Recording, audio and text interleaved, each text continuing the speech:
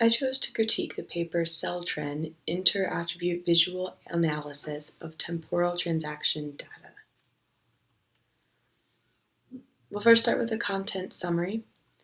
This paper drew my attention because I enjoy traveling, I enjoy booking travel, and it's interesting to see how different companies can help travel agents book travel for their clients. CellTrend is a visualization system for analyzing airline travel purchase requests.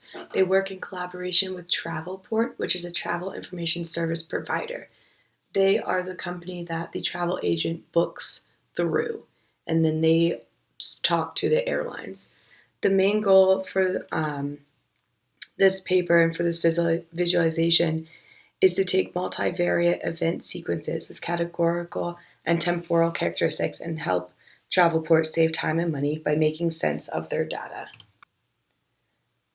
Some of the attributes of the data that Travelport gets are things like operating airline, the departing city, the arriving city, the departure time, etc.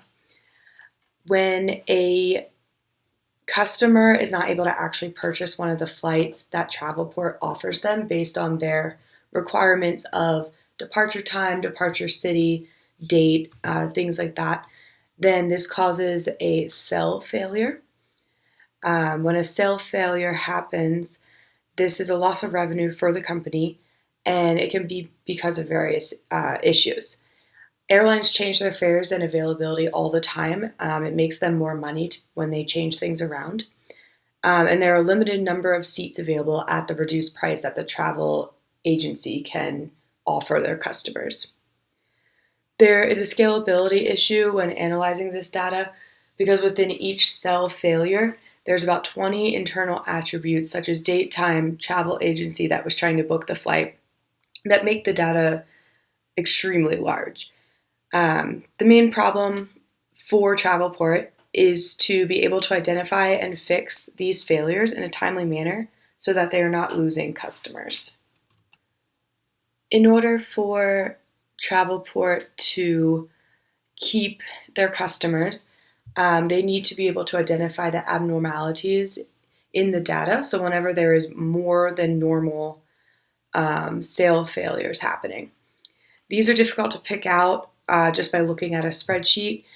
The failure rate is going to be the percentage of the number of failed transactions over the number of total reservation transactions that were made over a specific period of time. To look at this and to actually see this abnormality, the analyst needs to be able to see historical trends to be able to identify potential problems quickly. In this design, the requirements that the analyst needed to be able to do, it needed to be a user-centered design. So it needed to have interaction. The analysts need to be able to filter things, move things around, really look at specific details. To handle the scalability issue, the visualization directly queries the failure database and dynamically creates the viz in accordance with user interaction. This causes a problem later on that we will talk about. The analyst needs a high-level view of how reservation transactions are performing within Travelport at any given time. So they want to look at things at what attribute values are contributing to the most failures. They also need to be able to identify the top values that account for the most failures within each attribute. So digging down a little further is important. After finding an interesting attribute, the analyst should be able to drill in and do a more in-depth interactive analysis. They focus on a smaller number of failed transactions that way. On this slide, we have an overview of what the visualization looks like. The UI panel is going to be our user interface. It shows multiple views for exploring the data. At the bottom, you've got the timeline view with bar charts for failed transactions by day and hour. The analyst chooses that time period. The table view on the right is very spreadsheet-like. It shows the individual failures and breaks out their attributes. The attribute map view in the center is going to show those same failures. Each row shows an attribute. Within a row, each rectangle represents a different categorical value of that attribute, with the size correlating with the number of failures with that value. Hovering over a rectangle will bring up a tooltip with the attribute and value it represents and the number of failed transactions. The two basic filtering operations are focus and exclusion.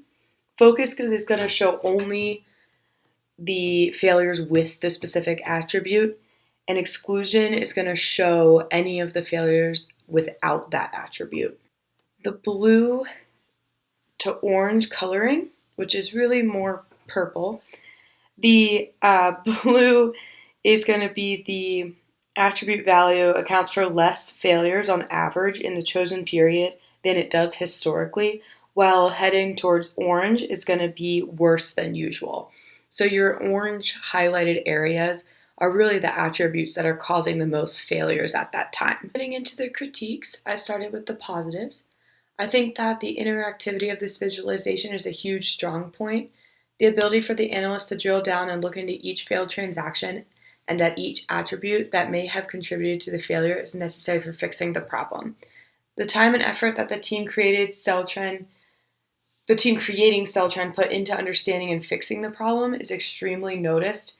The image at the bottom here shows the 2-year timeline that the team followed in order to put this visualization together for Travelport. A negative that I have come up with is, even though being able to select a specific attribute and see all the values associated with it would be a beneficial thing for an analyst to look at, the scalability problem is one of the big negative aspects to this visualization. In these different images here, they show the user can focus on or exclude failures based on attributes, which is really cool.